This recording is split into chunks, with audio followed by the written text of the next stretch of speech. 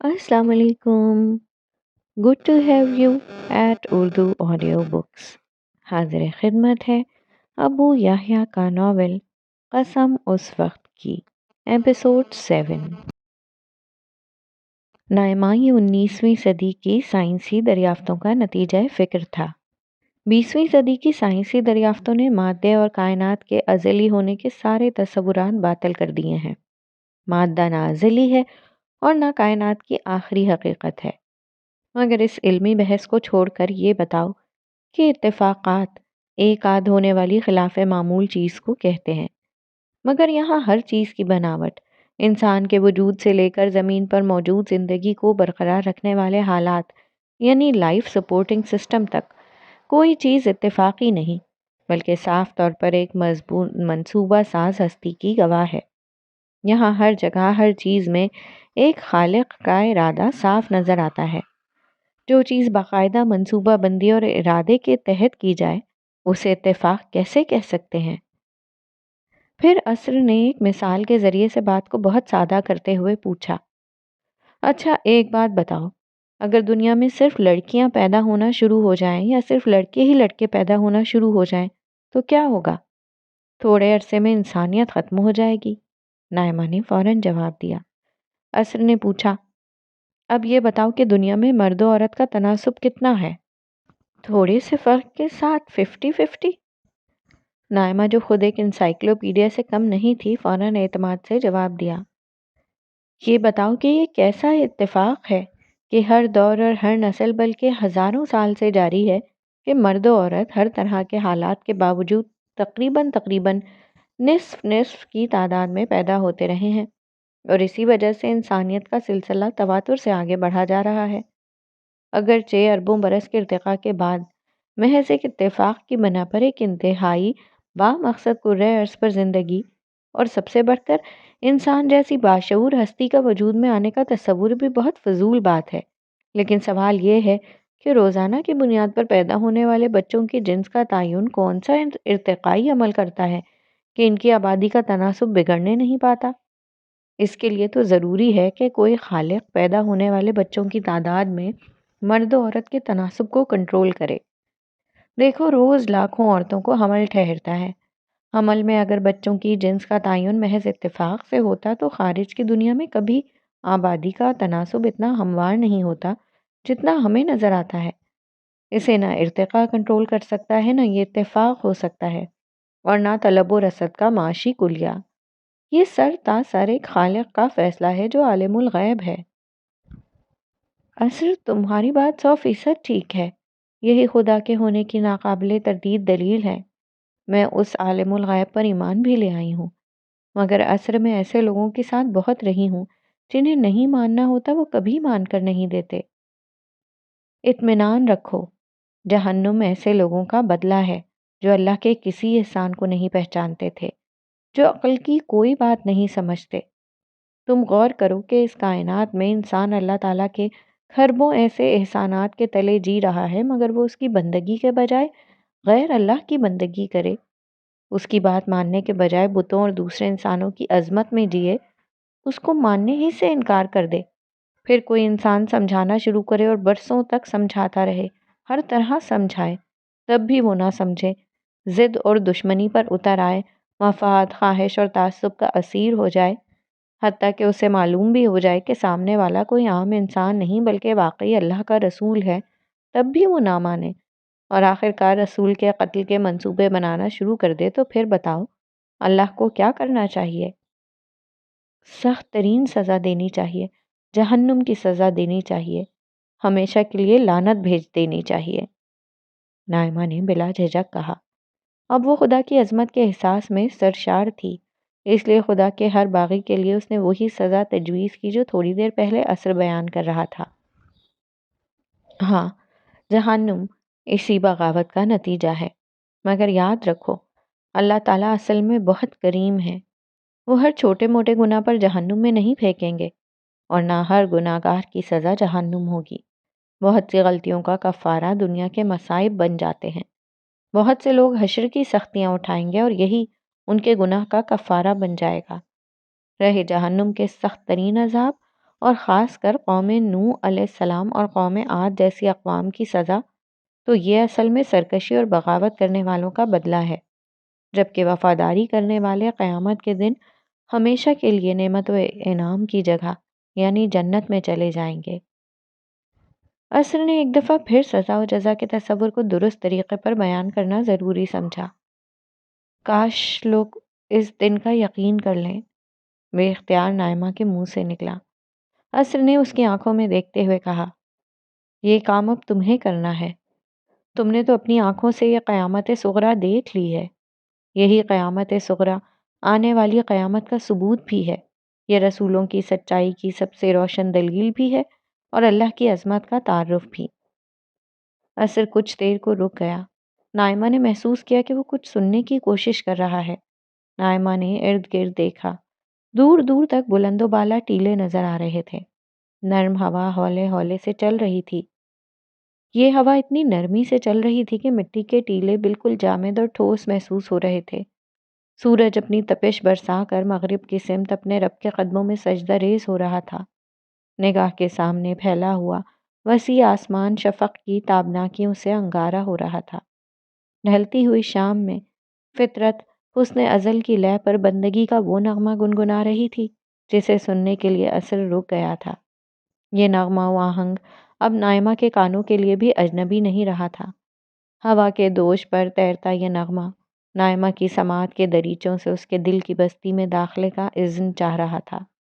آخر کار یہ اذن مل گیا۔ دل کے تار چھڑے اور نائمہ کی حسین آنکھوں سے خدا کی محبت کے وہ چشمے پھوٹنے لگے جنہیں قوم عاد نے ہمیشہ کے لیے گنوا دیا تھا۔ عصر نے نائمہ کو دیکھا۔ وہ انسان نہیں تھا۔ اگر انسان ہوتا تو فیصلہ کرنا دشوار ہو جاتا کہ نیلے آسمان پر پھیلی شفق کی لالی زیادہ حسین ہے یا نائمہ کے رخساروں کی تپش۔ اس کی نظر تو صرف ان آنسوؤں پر پڑی جو آنکھوں سے بہتے ہوئے اب نائمہ کے رخساروں کا بوسہ لے رہے تھے۔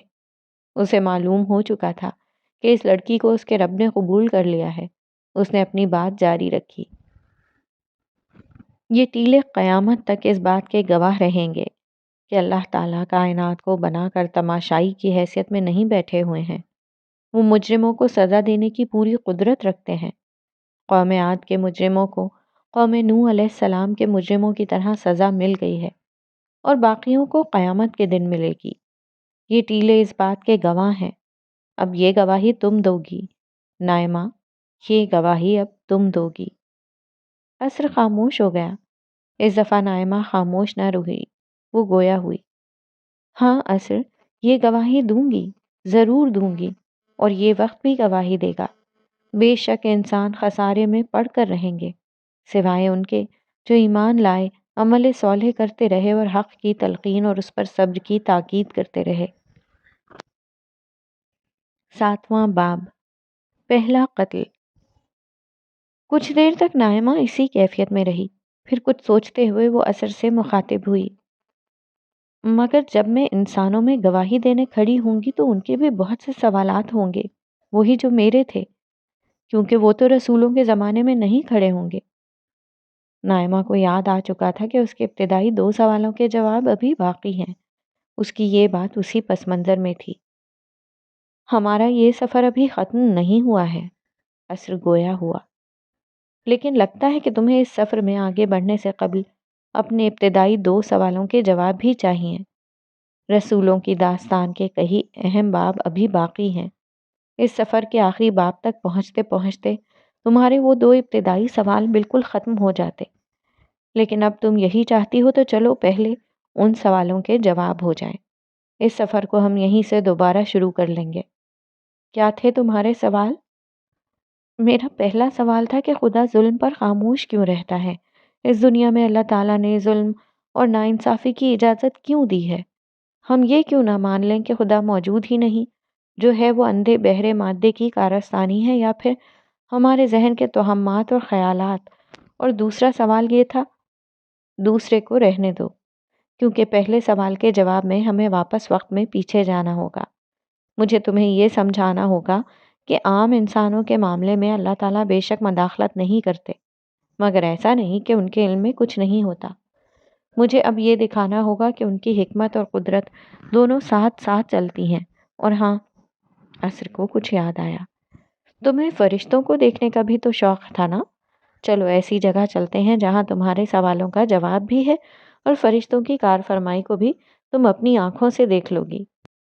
یہ کہہ کر عصر نے نائمہ کا ہاتھ تھاما اور ان کا سفر ایک دفعہ پھر شروع ہو گیا۔ اس سفر کا اختتام پہاڑی سلسلے کی ایک چوٹی پر ہوا۔ یہ ایک انتہائی پرفضا مقام تھا۔ دور دور تک ایک سرسبز و شاداب میدانی علاقہ نظر آ رہا تھا، مگر کوئی انسانی بستی نظر نہیں آتی تھی۔ یہاں پہنچ کر عصر نائمہ سے مخاطب ہوا۔ ہم تمہارے باپ کے زمانے میں آ گئے ہیں۔ میرے والد شہزاد صاحب کے زمانے میں؟ نہیں، تمہارے والد آدم علیہ السلام کے زمانے میں۔ پھر عصر نے ایک طرف اشارہ کرتے ہوئے کہا، ذرا سامنے دیکھو۔ اس کے توجہ دلانے پر نائمہ نے اس سمت میں دیکھا۔ عصر کے ساتھ کی بنا پر اس کی نظروں میں ایسی صلاحیت آ چکی تھی کہ وہ بہت دور کے منظر کو بھی بآسانی اس طرح دیکھ رہی تھی جیسے وہیں موجود ہو۔ چند مرد اور عورتیں ایک ساتھ کھڑے ہوئے تھے۔ ان میں سے ایک نوجوان آگے بڑھا۔ اس کے پاس ایک فربا دمبا تھا۔ اس نے اسے زمین پر لٹا کر ذبح کیا اور اس کا گوشت کچھ دور بلندی پر جا کر رکھ دیا۔ ایک دوسرا شخص بھی آگے بڑھا اور اس نے گوشت سے کچھ فاصلے پر تھوڑا سا اناج رکھ دیا۔ اس کے بعد سب لوگ آسمان کی طرف دیکھنے لگے۔ یک بیک آسمان سے ایک آگ سی ظاہر ہوئی اور تیزی کے ساتھ زمین کی طرف آئی۔ وہ آگ ان لوگوں کی طرف بڑھ ہی رہی تھی۔ نائمہ کو اندیشہ ہوا کہ شاید یہ آگ ان پر گر جائے، مگر یہ آگ انسانوں اور اناج کو چھوڑ کر دمبے کے گوشت پر جا گری۔ سب لوگ خوشی میں چلانے لگے اور لپک کر اسی نوجوان کو مبارکباد دینے لگے جس نے یہ گوشت رکھا تھا۔ یہ نوجوان خوشی اور مسرت سے نہال تھا۔ نائمہ نے دیکھا کہ دوسرا والا شخص الگ کھڑا ہوا ہے۔ اسی لمحے نائمہ یہ دیکھ کر چونک گئی کہ ایک انتہائی موٹا اور تیز رفتار سانپ اس تنہا نوجوان کی طرف بڑھ رہا ہے۔ وہ گھبرا کر بولی، یہ تو بہت بڑا سانپ ہے، اس نوجوان کو کاٹ لے گا۔ ہاں، یہ اسے کاٹ لے گا، عصر نے اطمینان سے جواب دیا۔ اسی اثنا میں سانپ نے نوجوان کو کاٹ کھایا۔ نائمہ کے منہ سے ہلکی سی چیخ نکلی، مگر یہ دیکھ کر وہ حیران رہ گئی کہ سانپ کے کاٹنے سے نوجوان کو کچھ نہیں ہوا۔ البتہ اس کے چہرے پر غیظ و غضب کے آثار نمودار ہوئے۔ وہ زیر لب بڑبڑایا، مگر اس کی آواز نائمہ کے کانوں میں گونجی، میں اسے چھوڑوں گا نہیں۔ سانپ آہستہ آہستہ دور چلا گیا اور اس کے ساتھ ہی وہ نوجوان پیر پٹکتا ہوا ایک سمت چلا گیا۔ نائمہ کی سمجھ میں کچھ نہیں آیا کہ یہ کیا ہوا ہے۔ اس نے سوالیہ نظروں سے عصر کی طرف دیکھا۔ عصر نے ایک دفعہ پھر اس کا ہاتھ تھاما، مگر اس دفعہ وہ پہاڑ پر آگے بڑھنے کے بجائے نیچے اترنا شروع ہو گیا۔ راستے میں وہ اسے سمجھاتے ہوئے بولا، دیکھو نائمہ، یہ لوگ اس لیے اکٹھے ہوئے تھے کہ آدم علیہ السلام کے دو بیٹوں حابیل اور قابیل کے درمیان ایک مسئلے کا حل ڈھونڈیں۔ ان دونوں کی شادی دو لڑکیوں سے ہونی ہے، مگر جس لڑکی کی شادی قانون کے مطابق حابیل سے ہونی چاہیے، قابیل بھی اسی سے شادی کرنا چاہتا ہے۔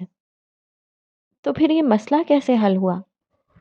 جھگڑا بڑھا تو حضرت آدم علیہ السلام نے فیصلہ دیا کہ حابیل اور قابیل دونوں اپنی نظر اللہ کے حضور پیش کریں، اور جس کی قربانی قبول کریں گے آسمان سے آگ اتر کر اسی کی نظر کو بھسم کر دے گی۔ تم نے ابھی یہی منظر دیکھا ہے۔ آگ حابیل کی نظر پر گری، اللہ کی مرضی واضح ہو گئی۔ اور وہ سانپ کیسا تھا؟ وہ تم لوگوں کا ازلی دشمن ابلیس تھا۔ تم نے اس کو ایک تمثیلی شکل میں دیکھا ہے۔ جب کوئی برا خیال ذہن میں آتا ہے تو دراصل یہی سانپ اور اس کے اولاد میں سے کوئی شیطان انسان کو کاٹتا ہے۔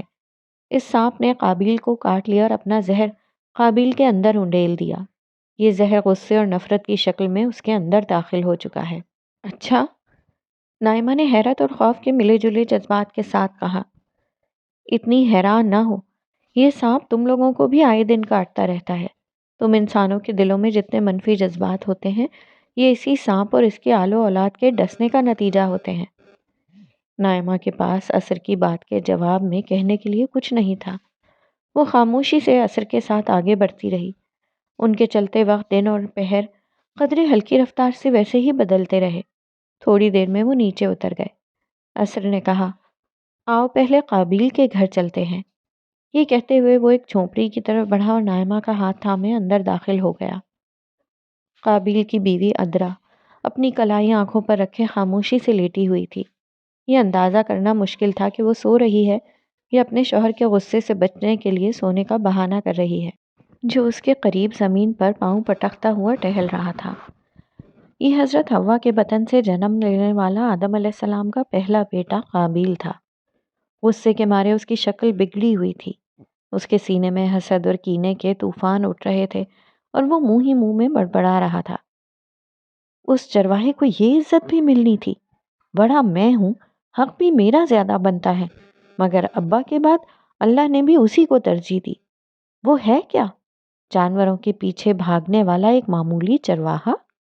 یہ اللہ کا انصاف نہیں ہے، اسے بہتر عورت دی اور مجھے ہوں کہ آخری بات کہتے ہوئے قابیل نے آنکھیں موندے لیٹی ادرا کی طرف دیکھا۔ ادرا جو کافی دیر سے خاموشی کے ساتھ سب کچھ سن رہی تھی، اس جملے پر خاموش نہ رہ سکی۔ کلائی آنکھوں سے ہٹا کر اس نے گردن گھمائی اور قابیل کی طرف دیکھتے ہوئے دھیرے سے بولی، اللہ کو الزام کیوں دیتے ہو؟ غور کرو کہ قربانی کے موقع پر تم کیا لائے تھے۔ حابیل نے اللہ کے حضور پیش کرنے کے لیے اپنے ریوڑ کا بہترین جانور ذبح کیا، یوں نظر قبول ہونے کا پتہ چلنے سے پہلے ہی اپنا نقصان کر لیا اور پھر اس کا سارا گوشت نظر میں پیش کر دیا، اور تم بہت ہوشیار بن رہے تھے کہ قربانی پیش کرنے کے بجائے ذرا سا اناج رکھ دیا۔ آگ نے جلا دیا تو اس کے بدلے ایک حسین عورت مل جائے گی، ورنہ اناج تو جلنے سے بچ ہی جائے گا۔ ادرا نے کمال خوبصورتی سے قابیل کی نیت کا پول کھول دیا۔ قابیل پر سچائی کا یہ بیان بہت گراں گزرا۔ وہ غصے سے چلایا، تو کیا سارا اناج لے جاتا؟ آگ نے آسمان سے اتر کر جلا ہی دینا تھا۔ سن رہی ہے اے احمق عورت، جو کچھ بھی میں لے کر جاتا، چاہے سارا اناج لے جاتا، آگ نے آسمان سے اتر کر اسے جلا ہی دینا تھا۔ یہی کہا تھا ابا نے اور ہوا بھی یہی۔ پھر وہ دانت پیستا ہوا بولا، میں بڑا تھا، قربانی میری قبول ہونی چاہیے تھی، مگر آگ نے اس کے جانور کو جلا دیا۔ کاش یہ آگ جانور کے بجائے حابیل کو جلا دیتی تو اسدا میری ہوتی، مگر اب تو تمہارے جیسی بد شکل اور بھدی عورت میرا مقدر ہے۔ میں بد شکل ہوں اور نہ بھدی ہوں، بات صرف یہ ہے کہ تمہاری آنکھوں پر حسد کی پٹی بن چکی ہے۔ تم اپنے بھائی سے محبت کرنے کے بجائے اس سے جلتے ہو۔ تم جانتے ہو کہ وہ بہت نیک، ہمدرد اور نرم مزاج ہے، ابا اماں کا زیادہ خیال کرتا ہے، خدا کا عبادت گزار بندہ ہے۔ اگر قانون یہ ہوتا کہ اسدا کی شادی تم سے ہو اور میری حابیل سے، تو وہ خاموشی سے یہ فیصلہ قبول کر کے ساری زندگی ہنسی خوشی گزار دیتا، مگر خدا کے قانون کے مطابق میں تمہاری اور اسدا اس کی بیوی بنی۔ تمہیں بھی قانون کو ماننا چاہیے، مگر تم ضد پر اتر آئے اور اسدا سے شادی کا مطالبہ کر دیا۔ نظر کی ضرورت اسی لیے پیش آئی، مگر اس موقع پر بھی تم بخیل بن گئے۔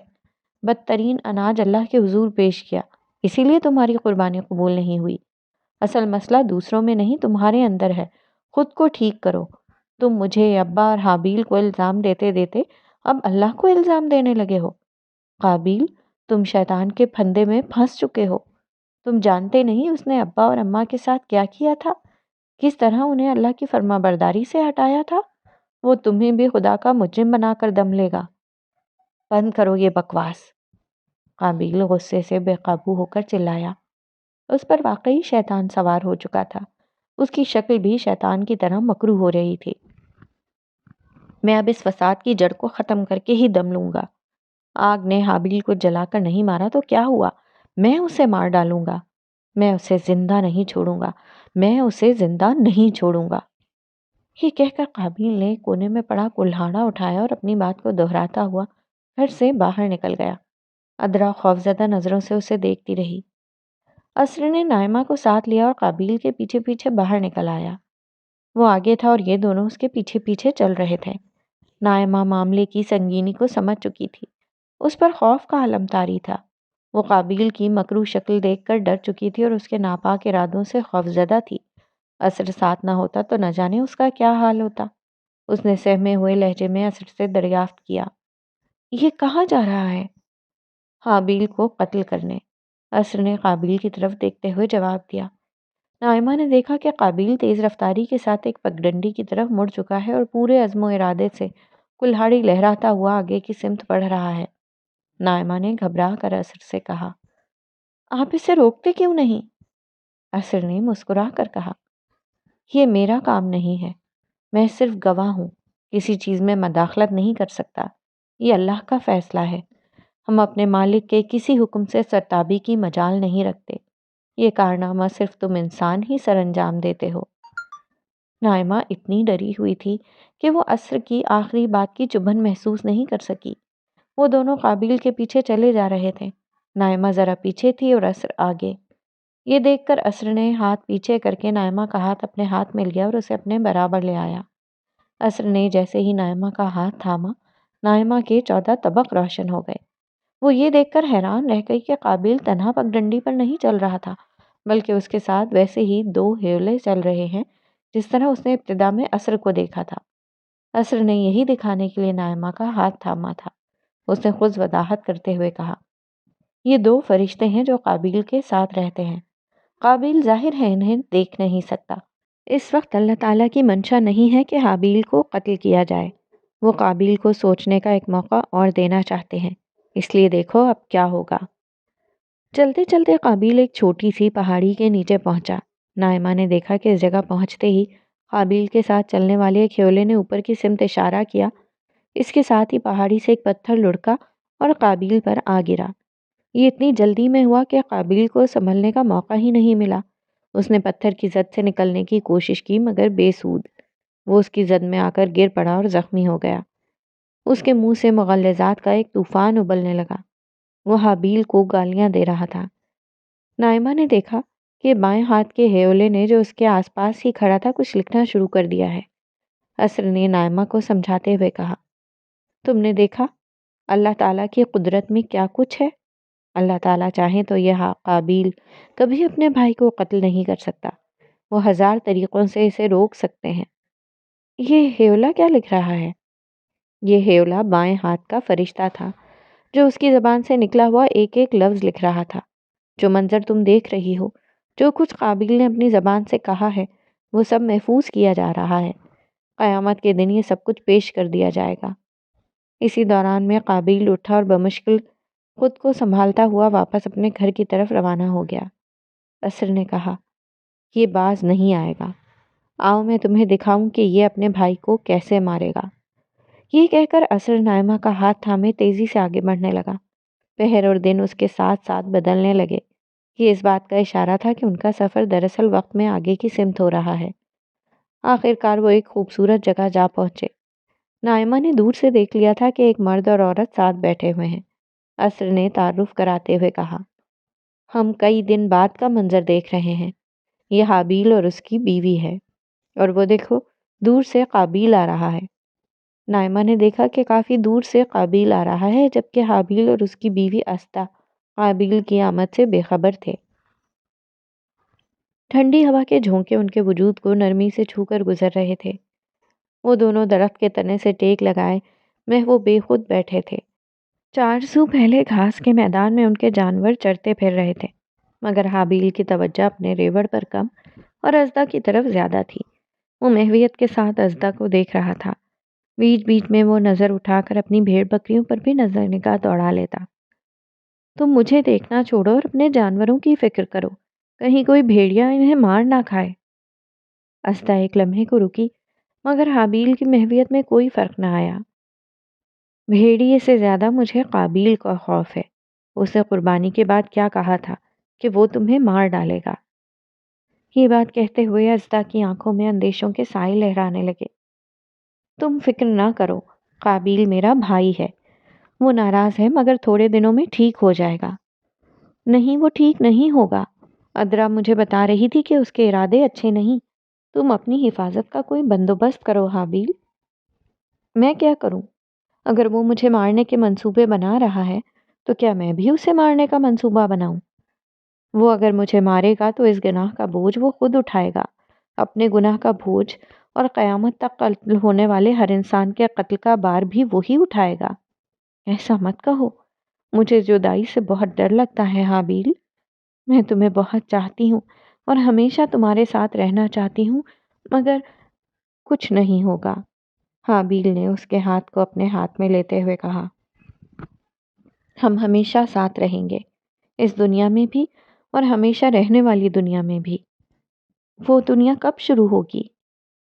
وہ دنیا موت کے بعد شروع ہوگی۔ وعدہ کرو تم وہاں بھی میرے ساتھ رہو گے۔ وعدہ، پکا وعدہ۔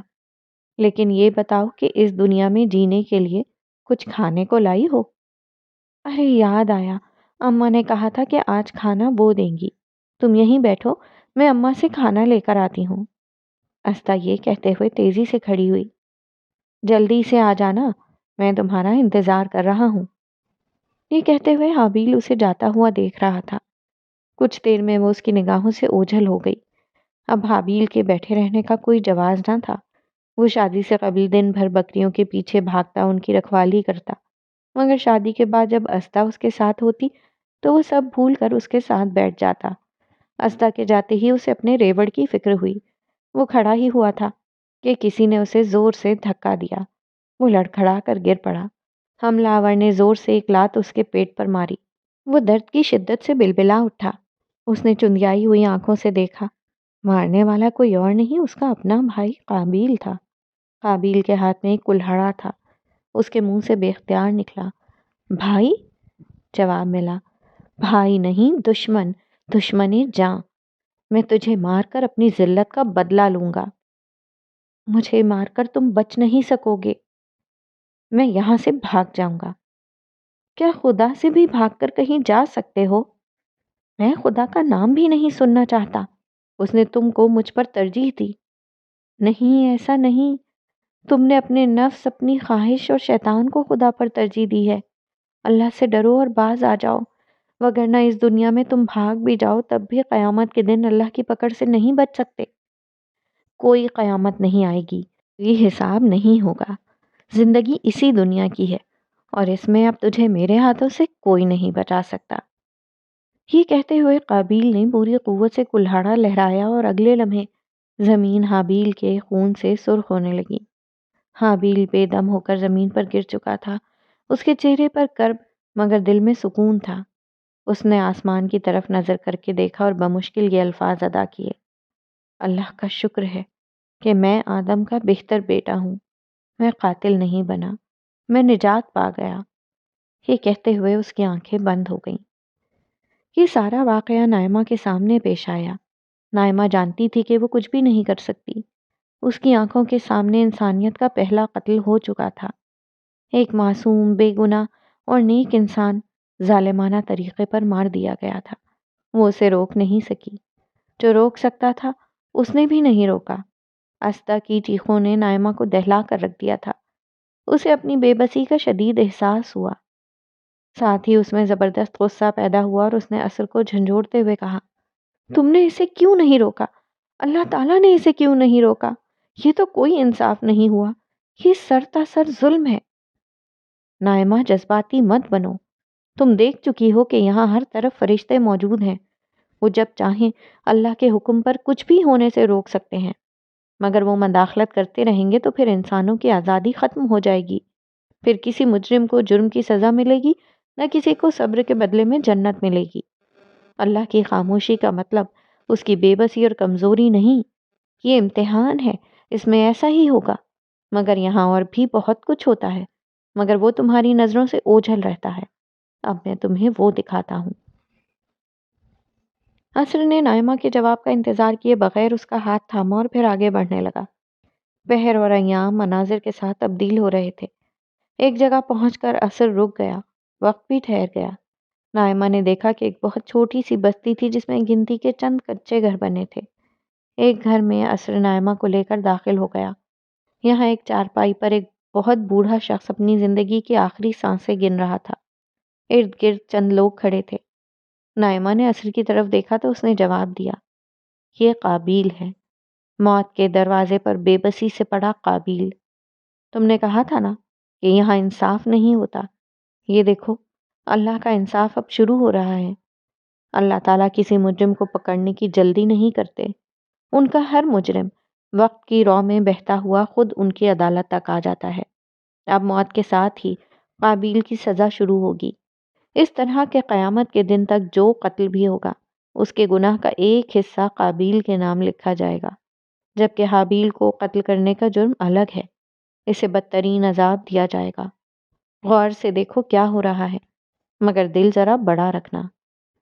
یہ کہتے ہوئے عصر نے نائمہ کا ہاتھ پھر ہاتھوں میں لے لیا، جس کے ساتھ نائمہ کی بینائی نے وہ دیکھنا شروع کر دیا جو کسی اور کو نظر نہیں آ رہا تھا۔ اس جھونپڑی میں عذاب کے انتہائی خوفناک فرشتے موجود تھے۔ نائمہ نے اپنے خیالوں میں بھی اس طرح کی خوفناک مخلوق کا تصور نہیں کیا تھا۔ ان کو دیکھتے ہی نائمہ کے بدن میں تھر تھری چھوٹ گئی۔ عذاب کے یہ فرشتے ملک الموت کے منتظر تھے۔ چند ہی لمحوں میں ملک الموت اندر داخل ہوا۔ ان کے چہرے پر ایسی ہیبت اور غصہ تھا کہ نائمہ کی حالت اور خراب ہو گئی۔ اس کا جسم ہولے ہولے لرزنے لگا۔ عصر نے اسے سہارا دیا اور باہر لے آیا۔ 8واں باب، سنگ تراش و سنگ دل۔ تھوڑی دیر میں نائمہ کی حالت کچھ سنبھل گئی۔ عصر نے مسکراتے ہوئے پوچھا، اب کیا خیال ہے تمہارا؟ انسانوں کو اللہ تعالیٰ نے آزمائش کی بنا پر ظلم کی اجازت تو دے رکھی ہے، مگر یہ اجازت کسی مجرم کو نہیں کہ وہ اس کی پکڑ سے نکل کر بھاگ سکے۔ سزا و جزا ہر حال میں ملتی ہے۔ ہاں، میں نے دیکھ لیا، مگر نائمہ بہرحال ایک فلسفی تھی، اعتراض کیے بغیر نہ رہ سکی۔ کتنے انسان اپنی آنکھوں سے یہ سب کچھ دیکھ سکتے ہیں؟ کوئی نہیں دیکھ سکتا، نہ انہیں دیکھنا چاہیے، ورنہ یہ بتاؤ کہ پھر کوئی گناہ کیوں کرے گا؟ اور پھر تو کسی نیکی کا بھی کوئی اجر نہیں ہونا چاہیے۔ فرشتے ہوں، میں ہوں یا کوئی اور مخلوق، ہم سے زیادہ اللہ کا کوئی فرما بردار نہیں ہے، مگر ہمارے لیے کوئی اجر نہیں ہے۔ اس کی وجہ یہ ہے کہ ہم سب کچھ اپنی آنکھوں سے دیکھتے ہیں، ہمیں ہر حقیقت کا شعور ہوتا ہے، جبکہ تم انسان صرف مادی دنیا میں جیتے ہو۔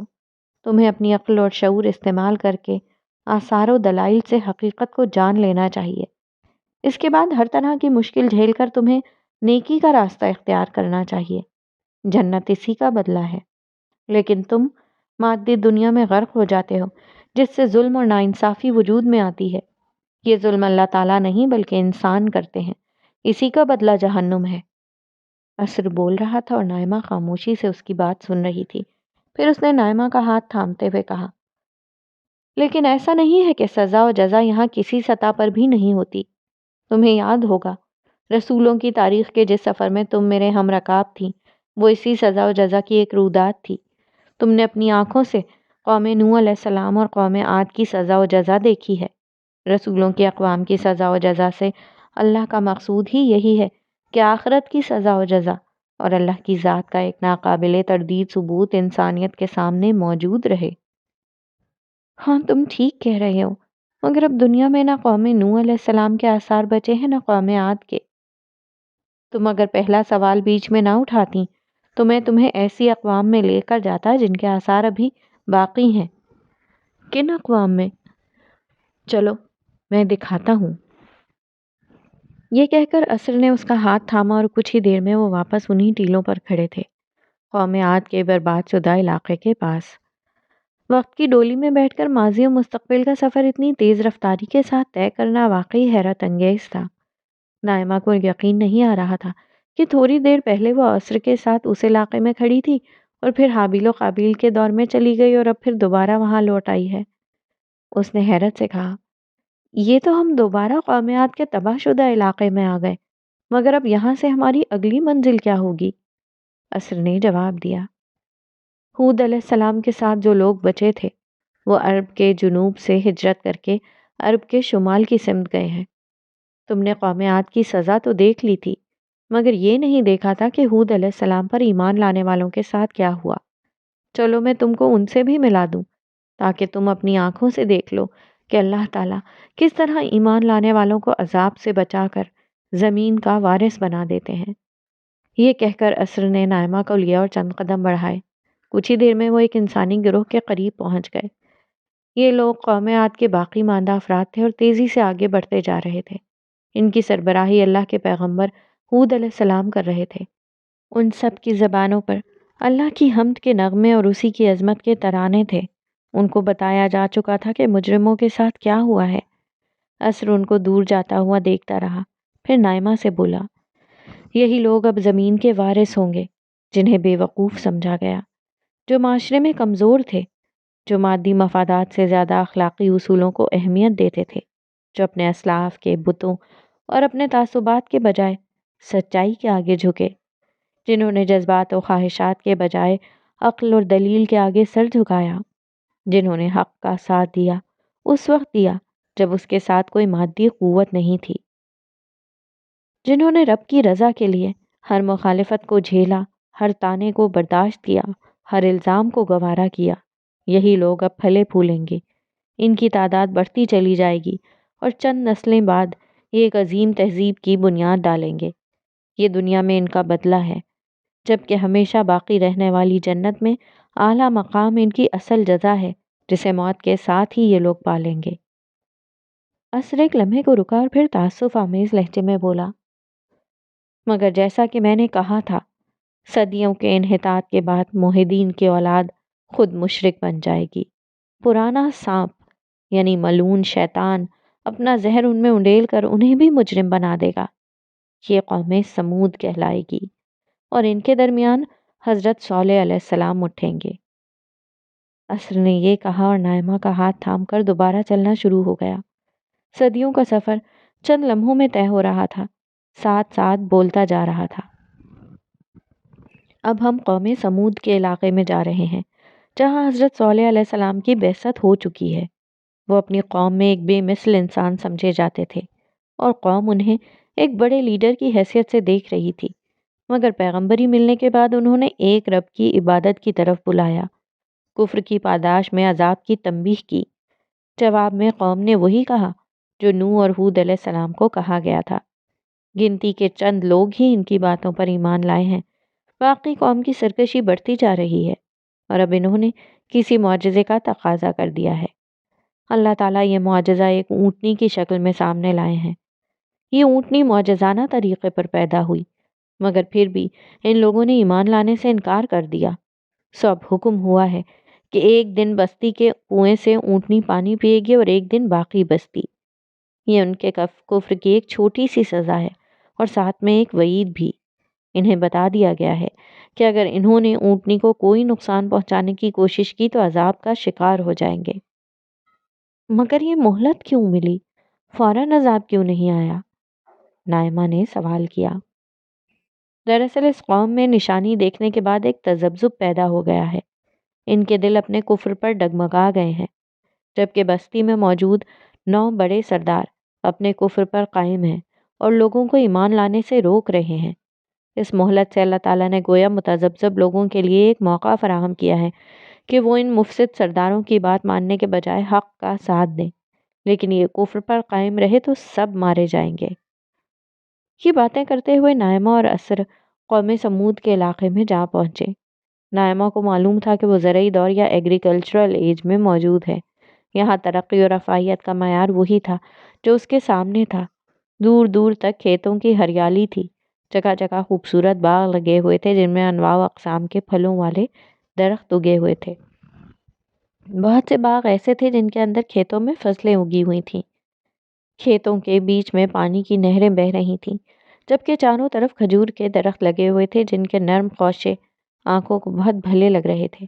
غرض ہر جگہ پانی، سبزے، میووں اور فصلوں کی بہار چھائی ہوئی تھی۔ دور دور تک یہی منظر تھا۔ یہ ایک میدانی علاقہ تھا جس کے ساتھ ساتھ پہاڑ بھی تھے۔ وہ دونوں یہ رونق دیکھتے ہوئے آگے بڑھتے رہے۔ نائمہ نے فطرت کی یہ رعنائی دیکھ کر عصر سے کہا، یہ علاقہ تو قوم عاد کے علاقے سے بھی زیادہ سرسبز و شاداب ہے۔ کیا یہ اب ایسا ہوا ہے یا یہ ابتدا ہی سے قوم سعود پر اللہ کا فضل رہا ہے؟ تمہیں تو میں اللہ کا قانون بتا چکا ہوں۔ کسی قوم کی ہلاکت کے ساتھ اللہ کا اہل ایمان پر پہلا احسان یہ ہوتا ہے کہ اہل ایمان کو بچایا جاتا ہے، جیسا کہ قیامت کے دن مومنوں پر سب سے بڑا اور پہلا احسان یہ ہوگا کہ انہیں جہنم سے بچا لیا جائے گا۔ دوسرا انعام یہ ہوتا ہے کہ انہیں زمین کا اقتدار دے دیا جاتا ہے، جس طرح اہل ایمان کو جنت کی بادشاہی دے دی جائے گی۔ چنانچہ قوم سعود نے قوم عاد کے بچے ہوئے اہل ایمان سے جنم لیا۔ ابتدا ہی سے ان پر اللہ کا ایسا فضل رہا کہ ان کی نسل خوب بڑھی۔ ان کے علاقوں میں سینکڑوں برس سے بارشوں اور دیگر موسموں کا بہترین امتزاج رہتا ہے۔ بیماریوں اور وباؤں سے ان کے علاقے محفوظ رہتے ہیں، چنانچہ یہ خوب پھولے پھلے ہیں۔ سو اصل احسان تو ابتدائی اہل ایمان پر تھا، لیکن ان کے صلے میں ان کی اگلی نسلوں پر بھی احسان کیا گیا۔ یہ دوسری بات ہے کہ نعمتیں پا کر یہ رفاہیت میں تو بہت آگے بڑھ گئے، لیکن اطاعت اور ایک اللہ سے وفاداری چھوڑ بیٹھے۔ یہ کون سا علاقہ ہے؟ یہ علاقہ مدائن صالح یا الحجر کہلاتا ہے، اور اس کے آثار تمہارے زمانے تک موجود ہیں۔ اگرچہ اب یہ ایک صحرائی میدانی علاقہ بن چکا ہے، جس ملک کو تم لوگ سعودی عرب کہتے ہو، اس کے شمالی علاقے میں مدینہ سے اردن کی سمت جاتے ہوئے یہ علاقے آتے ہیں۔ تھوڑی دیر میں بستی کے آثار نمودار ہونا شروع ہو گئے۔ ہموار زمین پر بڑے بڑے کشادہ محلات سے بنے ہوئے نظر آ رہے تھے۔ انہیں دیکھ کر نائمہ نے کہا، یہ قوم تو تعمیرات میں بھی قوم عاد سے آگے نکل گئی ہے۔ تم نے ٹھیک کہا، لیکن اس فن میں ان کی مہارت کا اصل ثبوت یہ پہاڑ ہیں۔ ان لوگوں نے پہاڑوں کو تراش تراش کر ان کے اندر بہترین گھر بنا رکھے ہیں۔ یہ گھر شدید گرمی میں بہت ٹھنڈے رہتے ہیں۔ تم ان گھروں کو اندر سے دیکھو گی تو حیران رہ جاؤ گی۔ عصر کی بات پر نائمہ نے غور سے قریبی پہاڑ کو دیکھا تو حیران رہ گئی۔ یہ ایک تنہا پہاڑی سی تھی جس میں 2 دروازے بنے ہوئے تھے۔ یہ کسی غار کے دہانے کی طرح ہرگز نہیں تھا، بلکہ باقاعدہ دروازے کی شکل میں تراشا گیا تھا۔ اس پر مزید کمال یہ تھا کہ دروازے کے اوپر اور دونوں اطراف پہاڑ کو ہموار کر کے انتہائی خوبصورتی سے مختلف ڈیزائن تراشے گئے تھے۔ بلا شبہ یہ کمال کی سنگ تراشی تھی۔ نائمہ نے حیرت کے ساتھ کہا، یہ لوگ تو اپنے فن کے عروج پر پہنچ چکے ہیں، اور وہ بھی اتنے پرانے دور میں۔ ان کے فن کا مزید اندازہ تمہیں ان کے گھروں کو اندر سے دیکھ کر ہوگا۔ آؤ میں تمہیں اسی گھر میں لے چلوں۔ یہ ایک انتہائی مالدار عورت انیزہ کا گھر ہے، جو ایک بڑے سردار کی بیوی ہے۔ جوانی میں یہ ایک پیشہ ور عورت تھی۔ بستی کا ایک بڑا سردار اس کے حسن پر فدا ہو گیا، اس سے باقاعدہ شادی کر لی اور اسے یہ عظیم الشان گھر بنا کر دے دیا۔ اب اس کی ایک بیٹی ہے جو اس سے بھی کہیں زیادہ حسین ہے۔ انیزہ نے اس وقت بستی کے ایک طاقتور سردار قیدار کو اپنے گھر بلا رکھا ہے، اور اسے حضرت صالح علیہ السلام کی اونٹنی کو قتل کرنے پر آمادہ کر رہی ہے۔ باقی تم اندر چل کر خود دیکھ لو کہ کیا ہو رہا ہے۔